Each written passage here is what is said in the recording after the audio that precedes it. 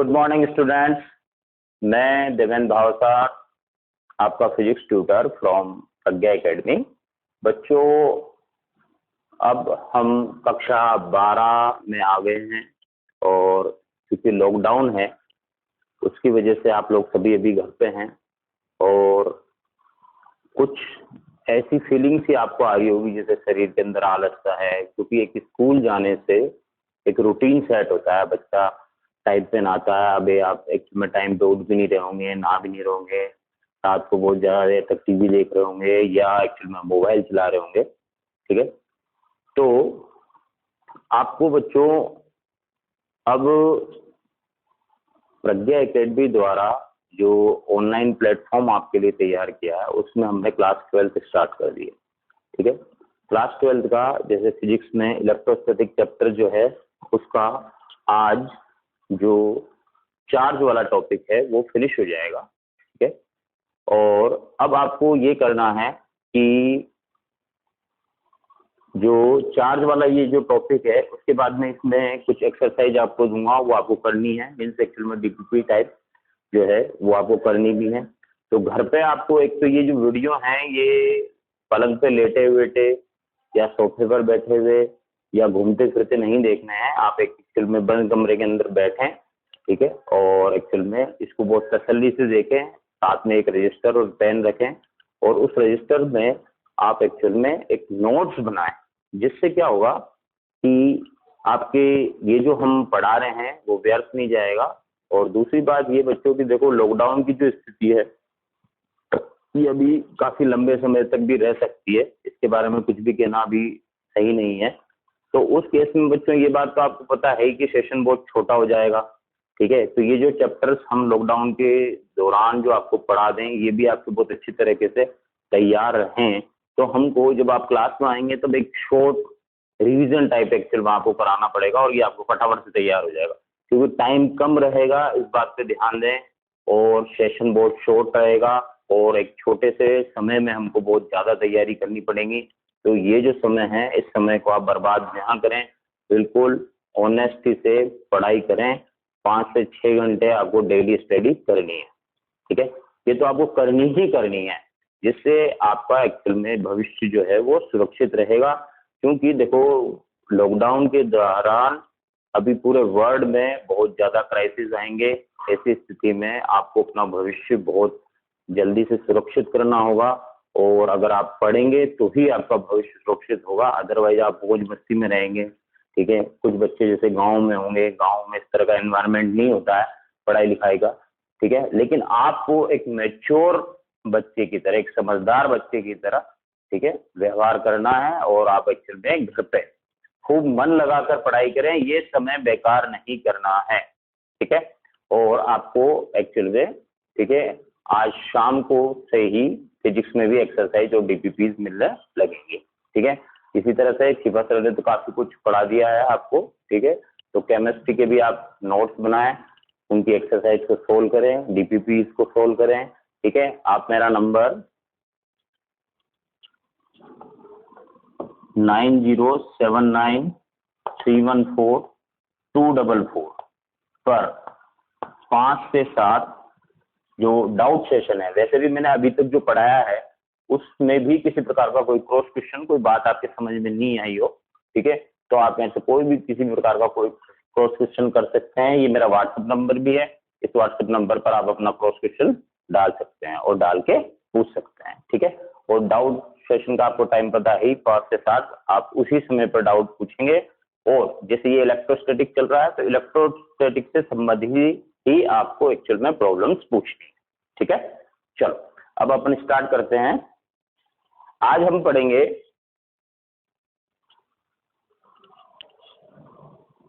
आवेश के गुणधर्म, यानी कि प्रॉपर्टीज ऑफ चार्ज।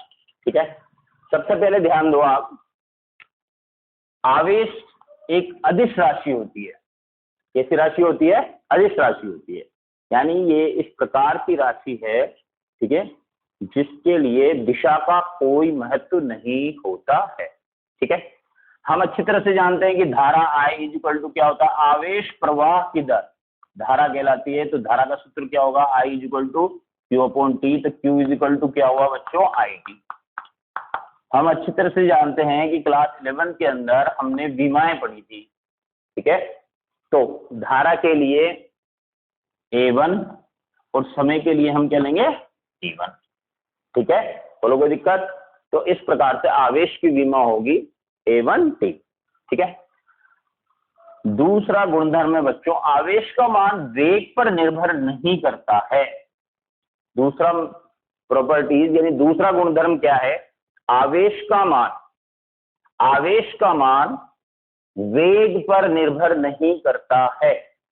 अगर आवेश का मान वेग पर निर्भर नहीं करता है, इसको पहले मैं थोड़ा सा समझाता हूं आपको कि जैसे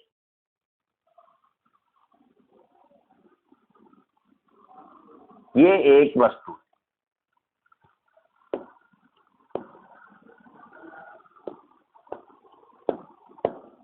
इस वस्तु पर Q equal two plus 10 microcoulomb आवेश है। माइक्रो का मतलब होता है 10 की घात -6। कितना आवेश है, +10 माइक्रोकुलाम आवेश। अभी ये स्थिर है, ठीक है।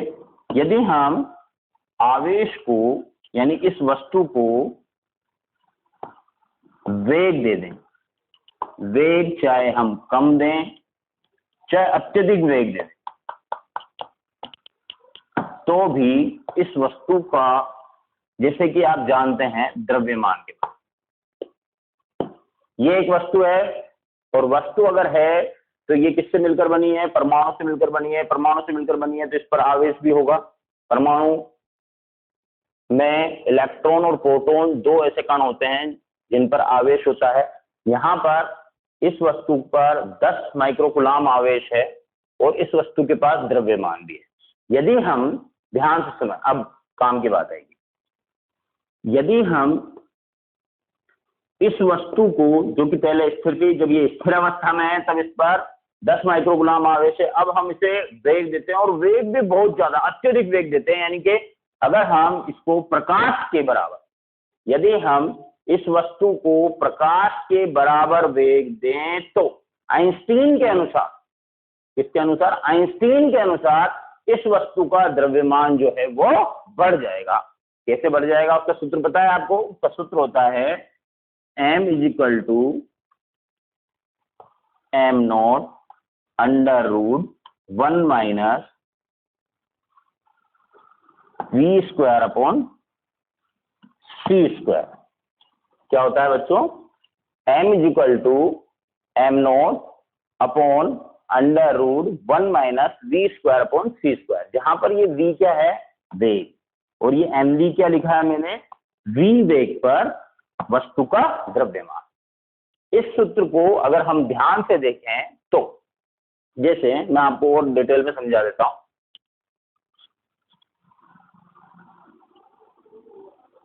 कि किसी वस्तु का वेग v यदि हम प्रकाश के वेग का आधा कर दें तो उस वस्तु का द्रव्यमान बढ़ जाता है। कैसे बढ़ जाता है, यहां पर m0 जो है, मैंने सूत्र में जो भी लिखा था, m0 क्या है, स्थिर अवस्था में द्रव्यमान। क्या है, स्थिर अवस्था में द्रव्यमान, ठीक है।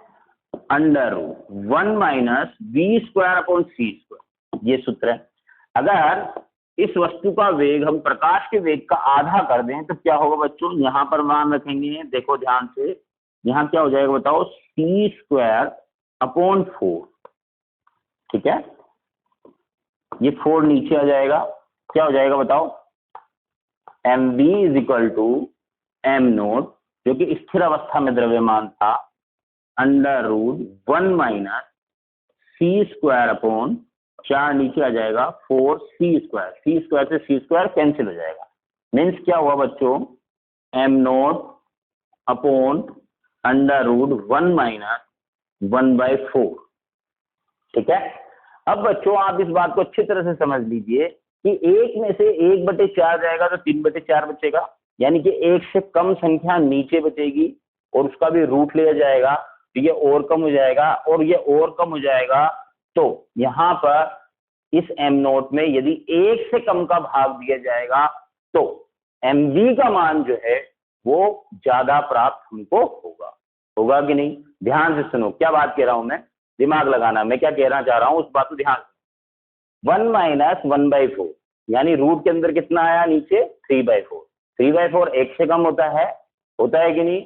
अगर इस 3/4 का भी रूट लिया जाएगा तो ये और कम आएगा, यानी 1 से कम आएगा। 1 से कम अगर आएगा तो m नोट में यदि हम 1 से कम का भाग देंगे तो mv का मान m नोट से ज्यादा प्राप्त होगा। और समझाता हूं, जैसे कुछ बच्चे बिल्कुल भी हो सकता है ध्यान नहीं दे, उनके लिए बता रहा हूं। ये mv मैंने लिखा, यहां पर m नोट था, ठीक है।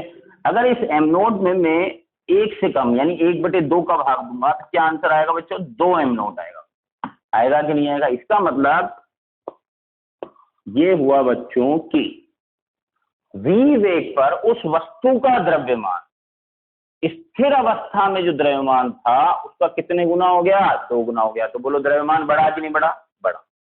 तो ये आइंस्टीन की थ्योरी बोलती है कि अगर किसी वस्तु को हम अत्यधिक वेग दे दें, जिसमें मैंने यहाँ पर अत्यधिक वेग में यहाँ मैंने वस्तु को प्रकाश के वेग का आधा वेग दिया तो आपने देखा कि द्रव्यमान बढ़ जाता है। परंतु आवेश जो है वो वेग पर निर्भर नहीं करता है। यानी स्थिर अवस्था में वस्तु पर 10 माइक्रोकूलम आवेश था, तो जब हम उस वस्तु को प्रकाश के वेग का आधा वेग भी दे देंगे तब भी वस्तु पर 10 माइक्रोकूलम आवेश ही रहेगा, ठीक है। देखो अगर ऐसा नहीं होता, इसके बाद पक्ष में मैं एक उदाहरण देता हूं कि ये बात सही क्यों है। ये बात सही इसलिए है कि अगर आवेश वेग पर निर्भर करता, यदि आवेश वेग पर निर्भर करता तो परमाणु उदासीन नहीं होता।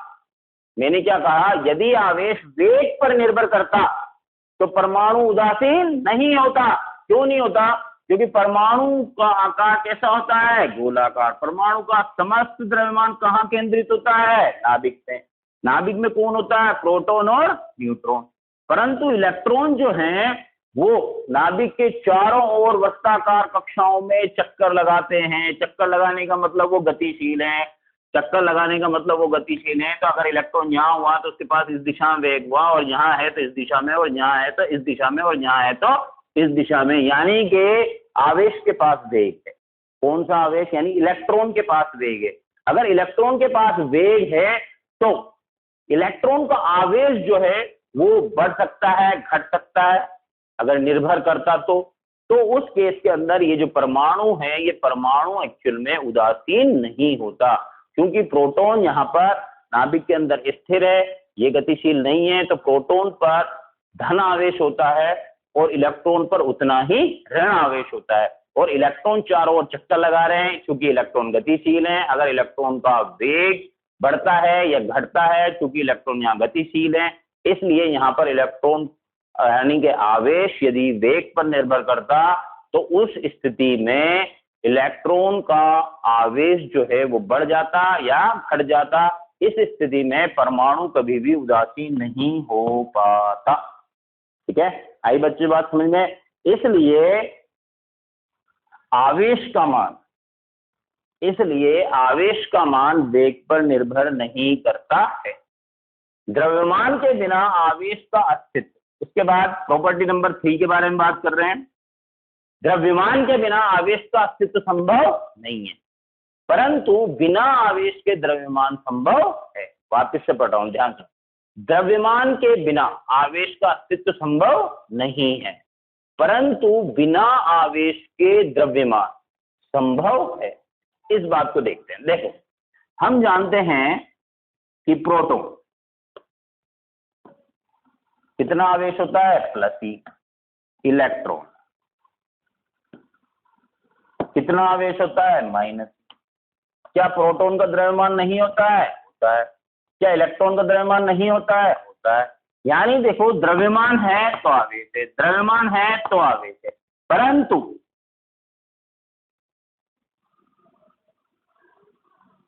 परंतु एक स्थिति, एक उदाहरण में ऐसा बता रहा हूं जहां पर केवल द्रव्यमान है और आवेश नहीं, जैसे परमाणु। परमाणु के बारे में अभी हम बोल रहे थे कि परमाणु क्या होता है, उदासीन होता है कि नहीं, और परमाणु का द्रव्यमान होगा कि नहीं, होगा। यानी द्रव्यमान तो है परंतु आवेश परमाणु का कितना होता है, कुल आवेश परमाणु का कितना होता है। इसलिए हम कहेंगे कि द्रव्यमान के बिना आवेश का अस्तित्व संभव नहीं है, परंतु बिना आवेश के द्रव्यमान संभव है। यानी कहीं पर अगर आवेश नहीं है तो द्रव्यमान तो हो सकता है, परंतु अगर कहीं पर आवेश है तो वहां 101% द्रव्यमान भी होगा। ठीक है, चलो और आगे बढ़ते हैं। इसके बाद चौथी प्रॉपर्टी है बच्चों, आवेश की योज्यता का नियम, एडिटिविटी ऑफ चार्ज। ये बड़ा सिंपल सा नियम है, इसमें ऐसी कोई खास बात नहीं है। जैसे मैंने यहां पर ये एक निकाय यानी कि एक सिस्टम बना है। सिस्टम किसे बोलते हैं, दो या दो से अधिक वस्तुओं का समूह क्या कहलाता है, निकाय कहलाता है। जैसे यहाँ पर ये एक वस्तु है और इस वस्तु में ये जो वस्तु है ये विभिन्न घटकों से मिलकर बनी है। जैसे एक घटक है जिस पर आवेश है 2e, फिर दूसरा एक और घटक है उस पर आवेश है -3, प्लस एक और घटक है, जैसे 3 घटकों से मिलकर बनी है, इस पर आवेश कितना है, +4। तो इस निकाय का, ठीक है, निकाय का कुल आवेश, निकाय का कुल आवेश निकाय में उपस्थित सभी आवेशों के बीजगणितीय योग के बराबर होता है। इसे ही आवेश की योज्यता का नियम कहते हैं। इस निकाय का कुल आवेश निकाय में उपस्थित सभी आवेशों के बीजगणितीय योग के बराबर होता है।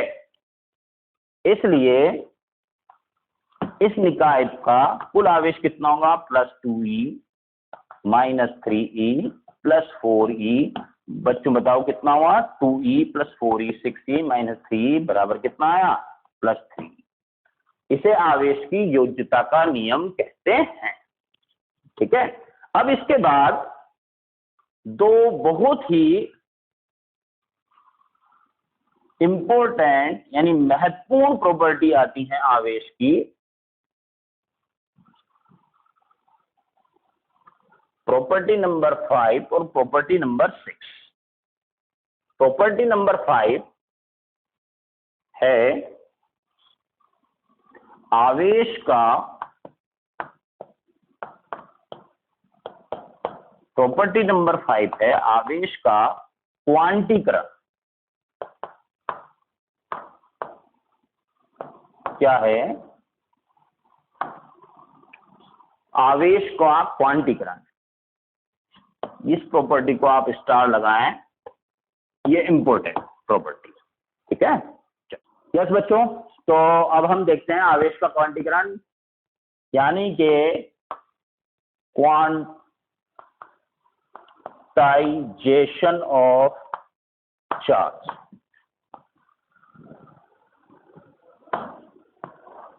अब हम पढ़ेंगे क्वांटाइजेशन ऑफ चार्ज। ये बहुत ही इंपॉर्टेंट प्रॉपर्टी है आवेश। बच्चों, क्वांटाइजेशन ऑफ चार्ज यानी कि आवेश का क्वांटीकरण। आवेश एक क्वांटीकृत राशि है। भौतिक विज्ञान में कोई भी राशि जिसका नेचर विभक्त होता है, छोटे छोटे टुकड़ों में होता है, पार्ट्स में होता है। ठीक है, छोटे छोटे टुकड़ों में होता है, पार्ट्स में होता है, विभक्त होता है। इंग्लिश में बोलते हैं डिस्क्रिएट होता है। क्या होता है, डिस्क्रिएट, कंटिन्यूस नहीं होता। यहाँ पर पहले इसी का मीनिंग समझा दो। जैसे ये एक लाइन है, कंटिन्यूस निरंतर लाइन है, और एक ये वाली लाइन है, छोटे छोटे टुकड़े। तो ये डिस्क्रिएट नेचर है, छोटे छोटे टुकड़े, और ये कंटिन्यूस लाइन है यानी कि सतत रेखा है। तो बच्चों, भौतिक विज्ञान में किसी भी राशि का नेचर यानी कि किसी भी राशि की प्रकृति अगर डिस्क्रिएट होती है तो उस राशि को भौतिक विज्ञान में क्वांटीकृत राशि कहते हैं। क्या बोलते हैं, क्वांटीकृत राशि बोलते हैं।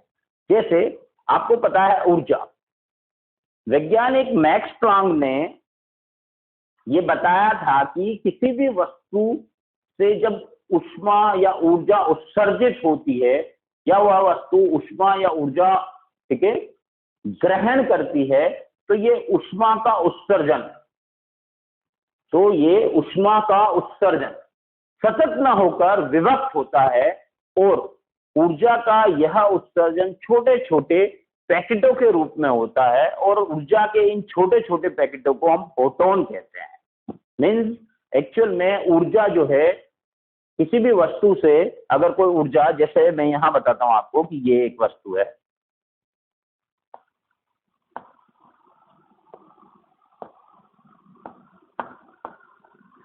इस वस्तु से ऊष्मा उत्सर्जित हो रही है चारों तरफ। इस वस्तु से अगर ऊष्मा उत्सर्जित हो रही है तो वो छोटे छोटे पैकेट्स के रूप में होंगे। जैसे ये 10 इलेक्ट्रॉन वोल्ट का फोटोन है, ये 5 इलेक्ट्रॉन वोल्ट का फोटोन है, ये 15 इलेक्ट्रॉन वोल्ट का फोटोन है, इस तरह से। तो कंटिन्यूअसली उत्पन्न होकर ऊर्जा जो है वो एक पैकेट निकला, फिर गैप लगा, फिर दूसरा पैकेट निकला, फिर गैप लगा, फिर तीसरा पैकेट निकला। इस तरह से ऊर्जा जो है वो निरंतर उत्सर्जित नहीं होकर छोटे छोटे पैकेटों के रूप में उत्सर्जित होती है। इसलिए ऊर्जा या ऊष्मा को हम एक क्वांटीकृत राशि कहते हैं। अब बच्चों क्वेश्चन यहां पर यह उठता है कि आवेश एक क्वांटीकृत राशि क्यों है। क्वेश्चन क्या उठता है कि आवेश एक क्वांटीकृत राशि क्यों है, उसके बारे में बात कर रहे हैं। आवेश एक क्वांटीकृत राशि क्यों है, उसके पीछे लॉजिक क्या है बच्चों, ध्यान से। ये एक वस्तु मैंने ली, इस वस्तु से मुझे, ये एक वस्तु मैंने ली, इस वस्तु से मुझे, इस वस्तु से मुझे कुछ इलेक्ट्रॉन निकालने हैं। क्या करना है? कुछ इलेक्ट्रॉन निकालने हैं। यानी मैं इस वस्तु पर आवेश उत्पन्न करना चाहता हूं, ठीक है। तो किसी भी वस्तु पर जो आवेश होता है बच्चों, किसी भी वस्तु पर अगर आप आवेश उत्पन्न कर सकते हो तो वो आवेश हमेशा प्लस माइनस NE के रूप में उत्पन्न होगा। किसके ऊपर रूप में उत्पन्न होगा? किसी भी वस्तु पर जो आवेश है वो आवेश हमेशा Q equal two plus minus NE के रूप में उत्पन्न होगा, जहां n जो है वो पूर्णांक संख्या है। क्या है? पूर्णांक संख्या। जहां n क्या है? पूर्णांक संख्या। यानी n बराबर 1 2 3 4 डॉट डॉट डॉट कोई भी पूर्णांक।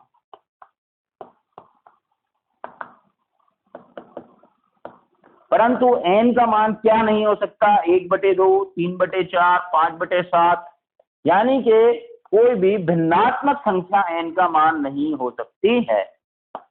n का मान भिन्नात्मक नहीं हो सकता, n का मान हमेशा क्या होगा? पूर्णांक। ऐसा क्यों है? अब इस बात को समझते हैं, ठीक है। देखो ध्यान से सुनो,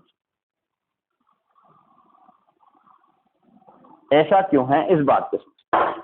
देखो, ये एक वस्तु मैंने ली और इस वस्तु पर मुझे आवेश उत्पन्न करना है। क्या करना है बच्चों? आवेश उत्पन्न करना है। एक वस्तु मैंने ली, इस वस्तु पर मुझे आवेश उत्पन्न करना है। तो बच्चों इस वस्तु से मुझे क्या करना पड़ेगा? इलेक्ट्रॉन निकालने पड़ेंगे या इलेक्ट्रॉन जोड़ने पड़ेंगे, ठीक है। तो हम क्या करते हैं, इस वस्तु को थोड़ी सी ऊर्जा देते हैं। ऊर्जा देने से, सपोज करो, अभी आपको ऊर्जा के बारे में मैंने थोड़ा बताया कि 10 इलेक्ट्रॉन वोल्ट, कितना? 10 इलेक्ट्रॉन वोल्ट ऊर्जा का एक फोटोन में इस वस्तु पर गिराता हूं। क्या करता हूं? 10 इलेक्ट्रॉन वोल्ट ऊर्जा का एक फोटोन में इस वस्तु पर गिराता हूं, जिससे एक इलेक्ट्रॉन बाहर आता है। कितना इलेक्ट्रॉन बाहर आया? कितना इलेक्ट्रॉन बाहर आया? तो इस वस्तु पर आवेश कितना उत्पन्न हुआ? Q equal two plus 1E। कितना आवेश उत्पन्न हुआ? 1E। अब बच्चों बात क्या है कि मैं एक और ऊर्जा के पैकेट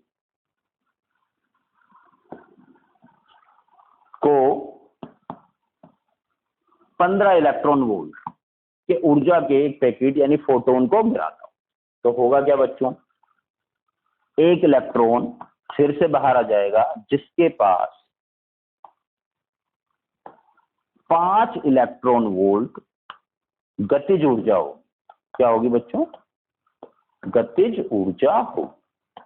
ठीक है, अब वापस से समझो, पहले मैंने 10 इलेक्ट्रॉन वोल्ट का एक फोटोन गिराया, क्योंकि ये जो वस्तु है इस वस्तु का जो कार्यफलन है वो 10 इलेक्ट्रॉन वोल्ट है, वो वह न्यूनतम ऊर्जा जिससे कि किसी वस्तु से इलेक्ट्रॉन को बाहर निकाला जाए।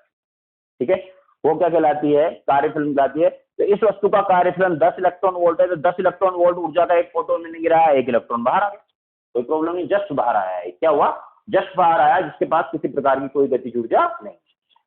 अब हमने नेक्स्ट 15 इलेक्ट्रॉन वोल्ट का एक और फोटोन गिराया, तो एक और इलेक्ट्रॉन बाहर आ गया।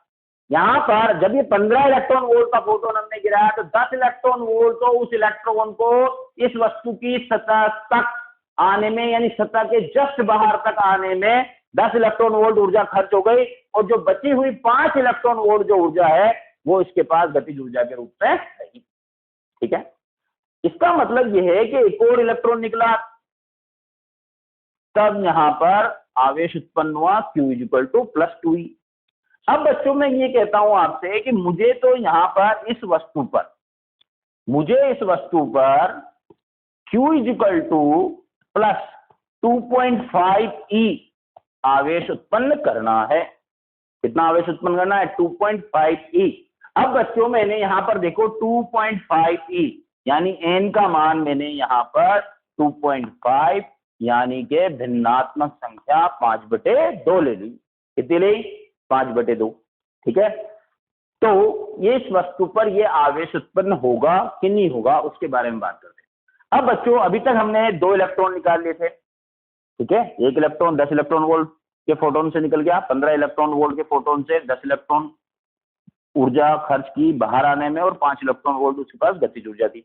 अब हमने बणिये की गणित लगाई। बणिये की गणित क्या लगाई कि बच्चों हमने दिमाग लगाया कि एक्चुअल में 10 इलेक्ट्रॉन वोल्ट ऊर्जा से एक इलेक्ट्रॉन बाहर आता है, तो अब मुझे केवल आधा इलेक्ट्रॉन ही निकालना, क्योंकि 2 इलेक्ट्रॉन तो निकल चुके, अब मुझे आधा इलेक्ट्रॉन और निकालूंगा तो 2.5 इलेक्ट्रॉन वाला आवेश आ जाएगा कि नहीं। यानी कि वस्तु पर आवेश उत्पन्न करना है मुझे +2.5E, तो यानी मुझे आधा इलेक्ट्रॉन बाहर निकालना है। क्या करना है, आधा इलेक्ट्रॉन बाहर निकालना। तो इस आधे इलेक्ट्रॉन को बाहर निकालने के लिए, अब हम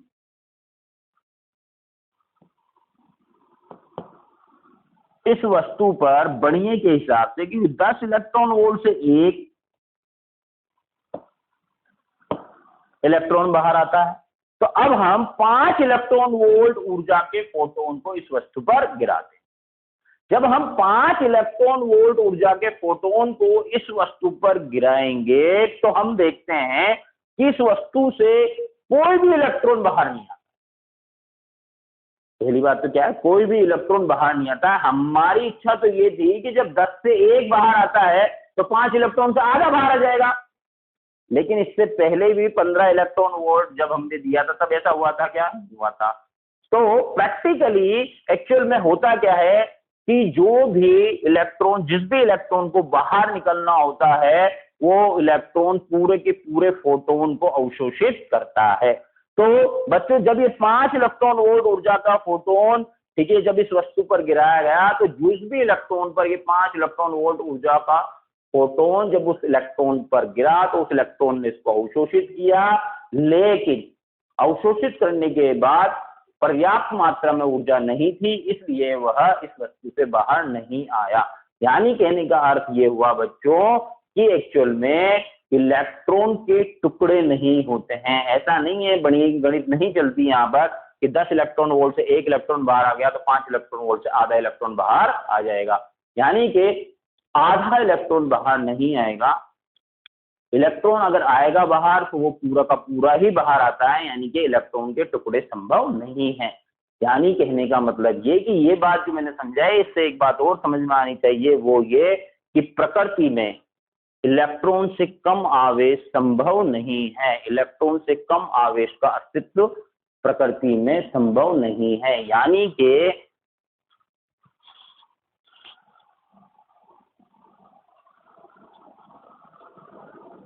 अगर किसी वस्तु से इलेक्ट्रॉन बाहर आएगा तो वो पूरा ही बाहर आता है, यानी कि E/2, 2E/3, E/4 इस तरह के आवेश संभव नहीं हैं। इस तरह के आवेश प्रकृति में संभव नहीं है।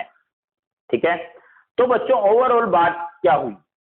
ओवरऑल बात ये हुई कि अगर अब हम यहां पर देखते हैं कि आवेश को हम क्वांटीकृत राशि क्यों बोलते हैं। ठीक है, उसका लॉजिक समझेंगे। यानी ये बात हमारे पक्की बात समझ में आ गई कि किसी भी वस्तु पर अगर आवेश उत्पन्न होगा तो प्लस माइनस NE के रूप में ही होगा। यहाँ प्लस और माइनस नहीं लगाते हैं कि किसी वस्तु पर अगर हम आवेश उत्पन्न कर रहे हैं तो वो वस्तु पर हम धन आवेश भी उत्पन्न कर सकते हैं और ऋण आवेश भी उत्पन्न कर सकते हैं, इसलिए प्लस और माइनस लगाया गया। N क्या है? N क्या है? पूर्णांक संख्या। और E क्या चीज होती है? इलेक्ट्रॉन पर आवेश की मात्रा। क्या होती है? E क्या चीज है? इलेक्ट्रॉन पर आवेश की मात्रा या प्रोटॉन पर आवेश की मात्रा। ठीक है, तो बच्चों अब यहां पर ध्यान दो। आप बात क्या है? Q = प्लस माइनस N ही के रूप में ही किसी वस्तु पर आवेश उत्पन्न होता है, जहां N जो होता है वो हमेशा एक पूर्णांक संख्या होती है। जहां N क्या चीज होती है? हमेशा एक पूर्णांक संख्या होती है। अब बच्चों आगे समझेंगे अपन। तो बच्चों बात क्या है, ध्यान से सुनो कि आवेश क्वांटीकृत राशि क्यों है। किसी वस्तु पर अगर हमने आवेश पैदा किया तो 1E पैदा हुआ, उसके बाद 2E पैदा हुआ, उसके बाद 3E पैदा हुआ।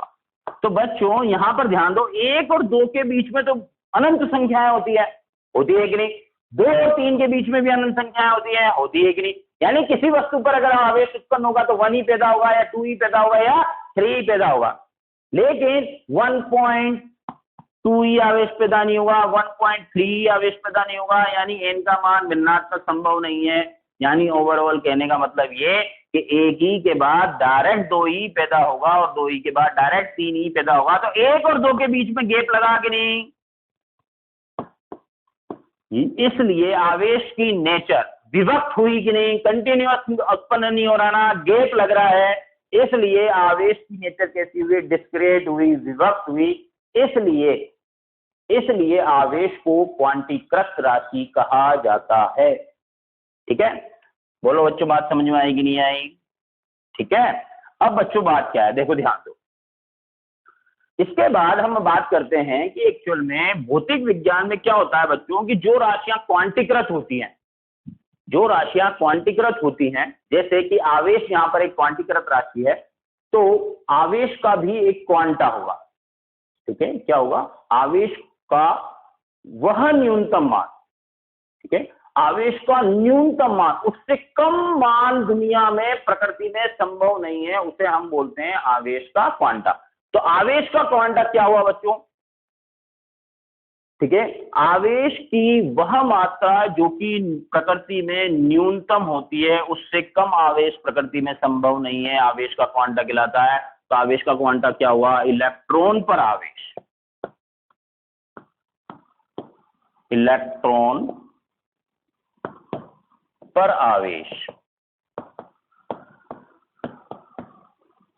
आवेश का क्वांटा होता है। आवेश का क्वांटा होता है। इलेक्ट्रॉन पर आवेश, आवेश का क्वांटा होता है। ठीक है बच्चों, आगे बात समझ में कि नहीं आई? इलेक्ट्रॉन पर आवेश, आवेश का क्वांटा होता है। ठीक है, तो बच्चों बात को ध्यान से सुनना। यानी ओवरऑल हमने आवेश के क्वांटीकरण में क्या चीज पढ़ी बच्चों, एक बार फिर से मैं आपको बताता हूं ओवरऑल। ठीक है, ये तो मैंने बहुत ब्रीफली आपको समझाया। ठीक है, आवेश का क्वांटीकरण क्या है, ध्यान सुनो। किसी भी वस्तु पर आवेश Q = प्लस माइनस NE के रूप में उत्पन्न होगा, जहां N जो है वो पूर्णांक संख्याएं होती है, कोई भी पूर्णांक। N का मान क्या नहीं हो सकता? 1/2, 3/4, 5/7, कोई भी भिन्नात्मक संख्या N का मान नहीं हो सकती है। आगे बात समझें।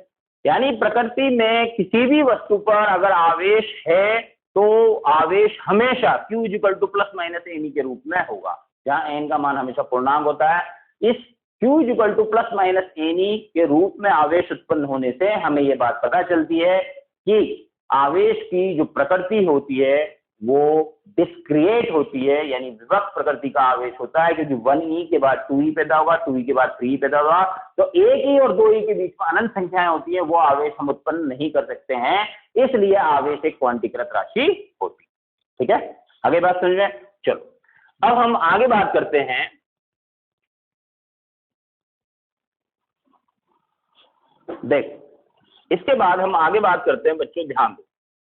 तो यहां पर हमने एक फॉर्मूला भी पढ़ लिया, Q is equal two plus minus Ne। ठीक है, इस पर हम न्यूमेरिकल की बात भी करेंगे कंपटीशन फोकस वाले लेक्चर के अंदर।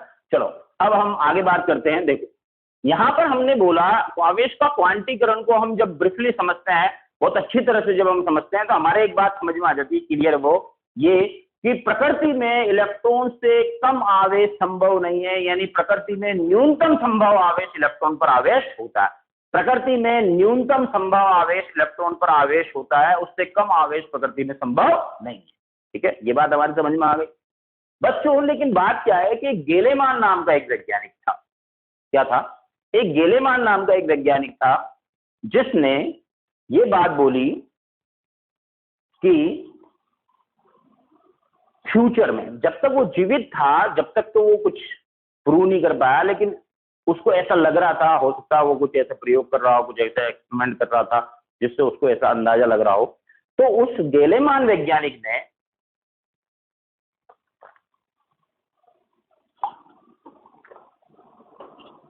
ये बताया कि प्रकृति में, अभी तो नहीं लेकिन फ्यूचर में, भविष्य में ऐसे कण अवश्य मिलेंगे जिन पर आवेश इलेक्ट्रॉन से भी कम होगा। क्या कहा गेलेमान ने? गेलेमान ने कहा कि प्रकृति में, फ्यूचर में, भविष्य में ऐसे कण अवश्य मिलेंगे जिन पर आवेश इलेक्ट्रॉन से भी कम होगा। आवेश का क्वांटीकरण कह रहा है कि इलेक्ट्रॉन से कम आवेश संभव ही नहीं है, इसीलिए उसे क्वांटीकृत राशि कहा हमने, क्यों गैप लगता है बीच। ठीक है, और गेलेमान बोल रहा है कि भविष्य में ऐसे कण भी मिलेंगे जिन पर आवेश इलेक्ट्रॉन से भी कम होगा। ये गेलेमान जब तक जीवित था, जब तक उसके लिए एक भविष्यवाणी थी। लेकिन बच्चों अभी तक, ठीक है, बाद में आगे जैसे जैसे एक्चुअल में समय बढ़ता गया, तो वाक्यों में ऐसा पाया गया कि कुछ कण ऐसे होते हैं जिन पर आवेश जो होता है इलेक्ट्रॉन से भी कम होता है, और ऐसे कणों को हम क्वार्क कण बोलते हैं। क्या बोलते हैं? क्वार्क कण कहते हैं। ऐसे कणों को हम क्वार्क कण, क्वार्क पार्टिकल, क्वार्क कण कहते हैं। क्या बोलते हैं बच्चों? क्वार्क कण कहते हैं। ऐसे कणों को हम क्वार्क कण कहते हैं। ठीक है, तो इसके बारे में थोड़ी सी बात की जाए, क्वार्क कणों के बारे में। तो बच्चों ये कण कहां मिल गए सर, कैसे मिल गए? देखो, तो पहले हम इन्हीं के बारे में बात करते हैं, फिर वापस से बताएंगे आपको कि एक्चुअल में कौन सी बात सही है, गेलेमान यानी क्वार्क कण वाली बात सही है या क्वांटीकरण वाली बात सही है, या दोनों ही सही। ठीक है, चलो देखो, तो क्वार्क कण क्या होते हैं? देखो ध्यान सुनो, ऐसे कण जिन पर आवेश इलेक्ट्रॉन से भी कम होता है, ऐसे कण जिन पर आवेश इलेक्ट्रॉन से भी कम होता है, ऐसे कणों को क्वार्क कण कहा जाता है। अभी तक 36 प्रकार के, अभी तक 36 प्रकार के क्वार्क कण, क्वार्क पार्टिकल्स मिल चुके हैं। अभी तक 36 यानी कि 36 प्रकार के क्वार्क कण मिल चुके हैं। अब बच्चों देखो ध्यान से, ये कहां मिले उनके बारे में बताते हैं। तो बच्चों बात क्या है कि क्वार्क कण जो अभी तक जो देखे गए हैं, जो अभी तक मिले हैं, ठीक है, क्वार्क कण जो देखे गए हैं और जो मिले हैं, वो परमाणु में 2 कण उपस्थित होते हैं, उन्हीं का अभी तक डिस्क्रिप्शन है। परमाणु में नाभिक होता है, नाभिक में प्रोटॉन और न्यूट्रॉन होते हैं। प्रोटॉन जो हैं वो 2 U और एक D क्वार्क पार्टिकल से बनते हैं, और न्यूट्रॉन जो हैं वो 2 D और एक U क्वार्क पार्टिकल से बनते हैं। ठीक है, यानी बच्चों बात क्या है कि ये क्वार्क कण कहां मिले?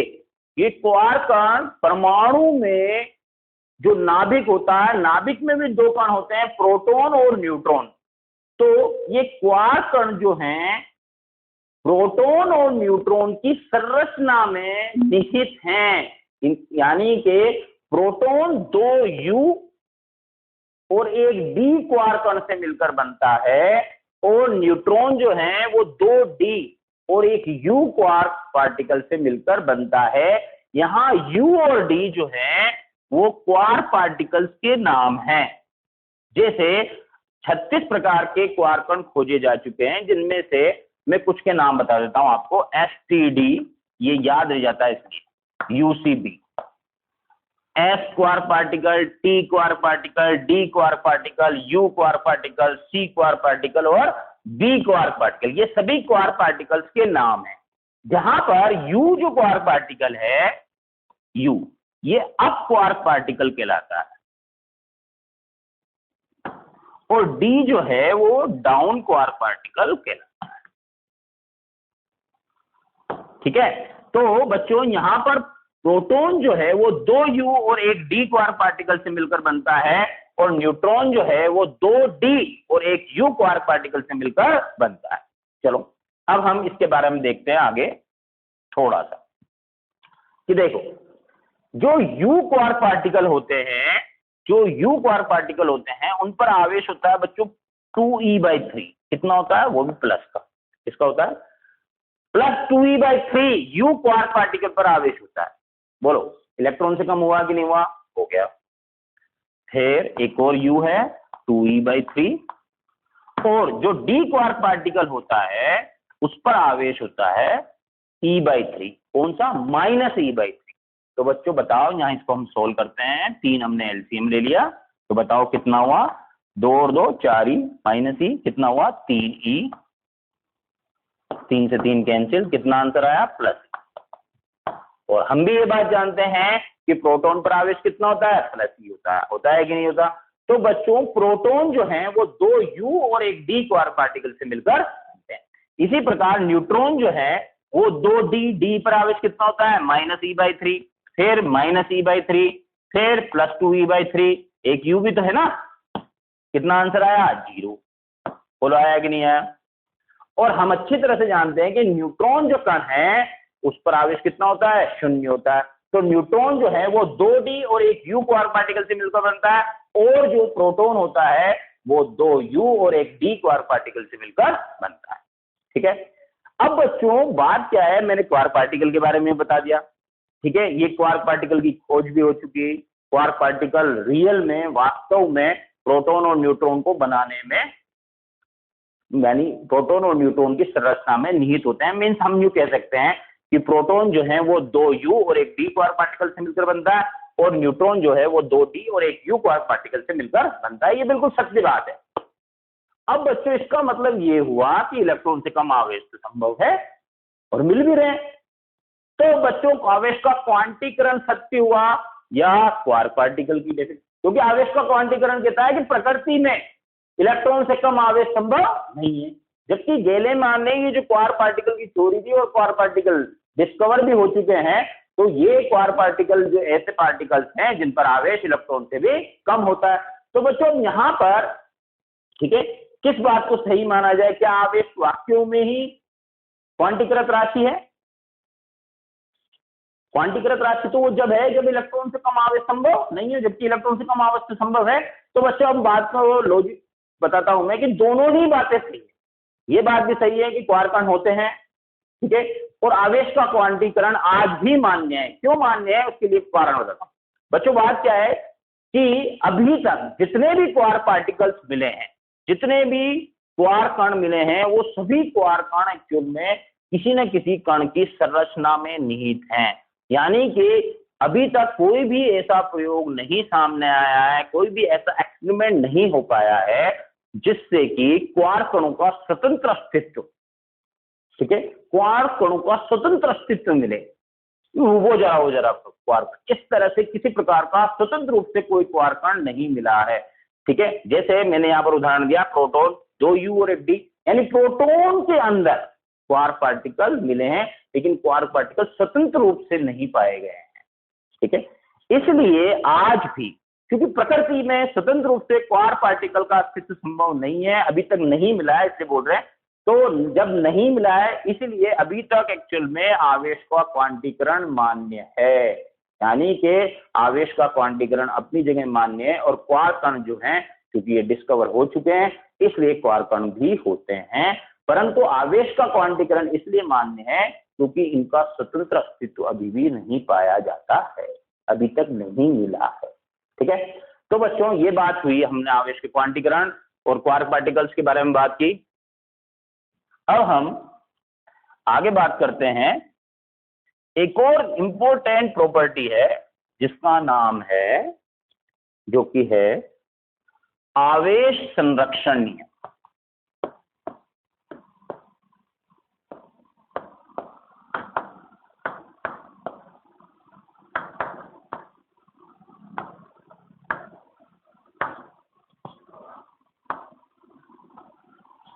एक और, ठीक है, नई प्रॉपर्टी है, प्रॉपर्टी नंबर 5। प्रॉपर्टी नंबर 5 है, और ये भी एक इंपॉर्टेंट प्रॉपर्टी है, ठीक है, आवेश संरक्षण नियम। ये नियम क्या है बच्चों, इसके बारे में बताते हैं आपको। ये नियम इस बात को बताता है कि ब्रह्मांड का कुल आवेश हमेशा नियत रहता है, ब्रह्मांड का कुल आवेश हमेशा नियत रहता है, अर्थात न तो कोई आवेश उत्पन्न किया जा सकता है, न ही कोई आवेश नष्ट किया जा सकता है। आवेश केवल एक वस्तु से दूसरी वस्तु में ट्रांसफर किया जा सकता है, ट्रांसफर हो सकता है, परंतु पूरे ब्रह्मांड का कुल आवेश सदैव नियत रहता है। इसे ही हम आवेश संरक्षण नियम कहते हैं। इसको एक बार मैं और बताता हूं। इस नियम के अनुसार किसी भी विलगित निकाय में ब्रह्मांड भी ले सकते हो आप, ठीक है। इस नियम के अनुसार किसी भी विलगित निकाय का आवेश सदैव संरक्षित रहता है, अर्थात ना तो आवेश को उत्पन्न किया जा सकता है, ना ही नष्ट। आवेश केवल एक वस्तु से दूसरे रूप में ट्रांसफर किया जा सकता है, ठीक है। अब इस बात को समझने के लिए हम 2 उदाहरण लेते हैं। उदाहरण नंबर 1, ठीक है। उदाहरण नंबर 1 क्या है बच्चों, कि हमने एक कांच की छड़ ली थी घर्षण विधि के लिए, और एक सिल्क का कपड़ा लिया था, ठीक है। कांच की छड़ में हमने 10 प्रोटॉन और 10 इलेक्ट्रॉन से मिलकर बना हुआ माना था। ऐसे ही सिल्क के कपड़े में भी हमने 10 प्रोटॉन और 10 इलेक्ट्रॉन माने थे। ये रगड़ने से पहले था। जब हम सिल्क के कपड़े से कांच की छड़ को रगड़ देते हैं, तो देखो बच्चों, यहां पर मैं इन दोनों वस्तुओं को एक निकाय मान लेता हूं, सिस्टम, ठीक है। तो ये एक निकाय हो गया। अब बच्चों, जब हम सिल्क के कपड़े से कांच की छड़ को रगड़ते हैं, तो क्या होता था बच्चों, 2 इलेक्ट्रॉन कांच की छड़ से सिल्क के कपड़े में चले जाते थे। तो ध्यान दो, ठीक है। जब कांच की छड़ से 2 इलेक्ट्रॉन सिल्क के कपड़े में चले गए, तो अब सिल्क के कपड़े पर 2 इलेक्ट्रॉनों की अधिकता हो गई, यानी यहां पर कितना आवेश आ गया, -2e। और यहां पर कितने इलेक्ट्रॉनों की कमी होगी, 2 की। तो यहां पर इलेक्ट्रॉनों की संख्या कितनी रह गई बच्चों, 8, ठीक है। अब बच्चों अपन बात करते हैं रगड़ने से पहले कुल आवेश। रगड़ने से पहले कुल आवेश कितना है? रगड़ने से पहले कुल आवेश बच्चों 10 प्रोटॉन तो कांच की छड़ में थे, 10 प्रोटॉन सिल्क के कपड़े में थे, है कि नहीं थे? फिर 10 इलेक्ट्रॉन कांच की छड़ में थे और 10 ही इलेक्ट्रॉन सिल्क के कपड़े में थे, यानी कि कुल आवेश कितना था, 0। P मीन्स प्रोटॉन, ठीक है। प्रोटॉन पर आवेश कितना होता है? अगर आप कंफ्यूज हो तो मैं +E लिख देता हूं। ये प्लस ही मीन्स प्रोटॉन, ठीक है। तो कुल आवेश कितना हो गया 0। अब बच्चों रगड़ने के बाद क्या हुआ, रगड़ने के बाद कांच की छड़ हमारी धनावेशित हो गई और सिल का कपड़ा हमारा ऋणावेशित हो गया। तो किस तरह आवेश उत्पन्न हुआ तो सही, नहीं उत्पन्न हुआ, कुल आवेश अभी भी 0 है। क्यों है, रगड़ने के बाद देखो इधर, रगड़ने के बाद इधर गिनो 10 प्रोटॉन और 10 प्रोटॉन कितने हुए 20 प्रोटॉन। ये लो मैंने डायरेक्ट 20 लिख दिया, ठीक है। ये 20 प्रोटॉन, प्रोटॉन की जगह मैंने प्लस ही लिख दिया, क्लियर। अब यहां पर देखो ये 12 इलेक्ट्रॉन और ये 8 इलेक्ट्रॉन कितने हुए बोलो, ये प्लस 20 इलेक्ट्रॉन, इलेक्ट्रॉन पर आवेश माइनस ही, टोटल आवेश 0। हुआ कि नहीं, बोलो हुआ ना, ठीक है। यानी एक्चुअल में रगड़ने से पहले कुल आवेश 0 था, किसका, निकाय का। रगड़ने से पहले निकाय का कुल आवेश 0 था और रगड़ने के बाद भी निकाय का कुल आवेश कितना रहा 0। यानी कहने का मतलब बात को ध्यान से सुने आप, यानी कहने का मतलब ये कि यहाँ पर हम कहेंगे कि कांच की छड़ पर इंडिविजुअल यानी अकेले में आवेश उत्पन्न हुआ कितना +2e, और सिल का कपड़ा जो था उस पर खुद पर भी आवेश उत्पन्न हुआ -2e। लेकिन सिस्टम दोनों वस्तुओं को एक समूह के रूप में देखा जाए तो रगड़ने से पहले भी कुल आवेश 0 था और रगड़ने के बाद भी कुल आवेश 0 हुआ। इसलिए एक्चुअल में न तो कोई आवेश उत्पन्न हुआ न ही कोई आवेश नष्ट हुआ, केवल आवेश जो है वो कांच की छड़ से एक्चुअल में सिल के कपड़े पर गया। बोलो बात समझ में आएगी नहीं आएगी। इसके बाद दूसरा उदाहरण लेते हैं हम, यूरेनियम 234। बच्चों भारी नाभिकों में आपने यूरेनियम 234, यूरेनियम 238, ये एक भारी नाभिक होता है जिसका परमाणु क्रमांक 92 होता है। होता क्या है बच्चों, ये जो भारी नाभिक है आप अच्छी तरह से जानते हैं कि जो भारी नाभिक होते हैं उनसे अल्फा बीटा और गामा कण स्वतः ही निकलते हैं, यानी ये नाभिक जो है इस नाभिक का विघटन होता है। तो बच्चों होता क्या है, यूरेनियम 238 जो भारी नाभिक होता है जिसका परमाणु क्रमांक 92 होता है, उससे एक अल्फा कण का मतलब होता है 2He4, जिसकी द्रव्यमान संख्या कितनी होती है 4 और परमाणु क्रमांक कितना होता है 2। ये क्या है बच्चों, ये अल्फा कण है। क्या है ये, अल्फा कण। क्या है बच्चों, ये अल्फा कण। जब इस यूरेनियम यानी भारी नाभिक से जब एक अल्फा कण बाहर निकलता है तो ये जो भारी नाभिक होता है ये थोरियम में कन्वर्ट हो जाता है। किसमें कन्वर्ट हो जाता है, थोरियम में, ठीक है। द्रव्यमान संख्या कितने से कम हुई 4 से, तो द्रव्यमान संख्या कितनी रह गई 234। परमाणु क्रमांक कितने से कम हुआ 2 से, कितना रह गया 90। चलो अब यहां पर देखते हैं विघटन से पहले कुल आवेश 92 + E, क्लियर। ये क्या लिखा मैंने, विघटन से पहले कुल आवेश 92 परमाणु क्रमांक +E प्रोटॉन पर आवेश, क्लियर। अब बच्चों यहां पर देखो विघटन के बाद तो आवेश तो ये रहा 2E, तो ये रहा प्लस यहां पर थोरियम नाभिक जो है उस पर आवेश कितना है 90 + E, कुल आवेश कितना हुआ बच्चों 92E। तो बोलो विघटन से पहले कुल आवेश कितना था 92E और विघटन के बाद भी कुल आवेश कितना रहा 92E। इसलिए किसी भी विलगित निकाय का कुल आवेश सदैव संरक्षित रहता है, इसे आवेश संरक्षण नियम कहते हैं, ठीक है। आज के लिए इतना ही, ठीक है। ये लगभग चार्ज फिनिश हो गया, ठीक है। इसमें अपन थोड़ा सा और देखेंगे और उसके बाद अब अपन आवेश से संबंधित एक्चुअल में न्यूमेरिकल्स के बारे में बात करेंगे, ठीक है।